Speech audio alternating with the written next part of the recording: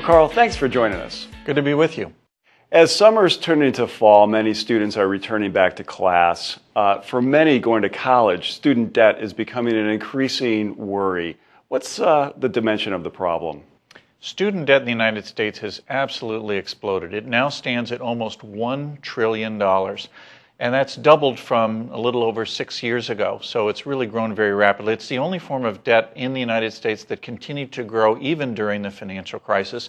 That amounts to about $20,000 for every student. And it takes a long time to pay that off. As a result, many who are lucky enough to graduate and get jobs are taking a lot longer before they become candidates to buy first homes. And one of the reasons that the housing market's been a little softer lately. What factors have contributed to this trend? There really are three. First, certainly tuition has escalated very rapidly, and it's true, though, that some institutions are trying to defray that by offering a little bit more aid. The second is that there's been a lot of demand for college education, especially at the top schools. Recent graduating high school classes have been amongst the largest in the nation's history, so the sheer size of those classes has given the schools some pricing power. But probably the most important factor has been that the saving that many families had done for school was the victim of evaporation during the financial crisis, especially with home equity. And the only way that they can send their children to school is by taking on loans. In this context, student delinquency rates have been increasing, and some are looking at that and asking the question whether college is worth it.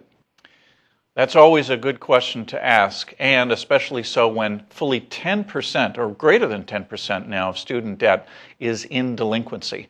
The question then about whether it's worth it, we have to take some perspective. We are in an environment where, like other age cohorts, college graduates have higher rates of unemployment than they have normally. Hopefully that will revert to normal.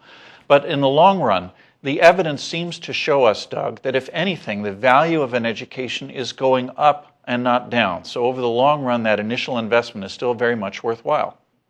Some have asked the question whether the government should get out of the business of student loans. What are your thoughts there? First, I'd observe that the government was largely out of the student lending business before the financial crisis and had to re-enter it in a big way to sustain capital getting to students so that they wouldn't have to drop out of school. Now that they're there, I think a case can be made that they should stay there because education is, after all, a public good. The benefits accrue to more than just the students. An educated society makes better decisions. If you have people who are productive and good at organizing work, then everybody else around them becomes more productive. And an educated workforce has more innovations, more entrepreneurship, and will keep the United States competitive. So I think, after all is said and done, the government should be in education and should stay in education. Well, Carl, thanks very much for joining us. Glad to be here. Thank you for listening. For more insights from our economic research team, visit northerntrust.com/view.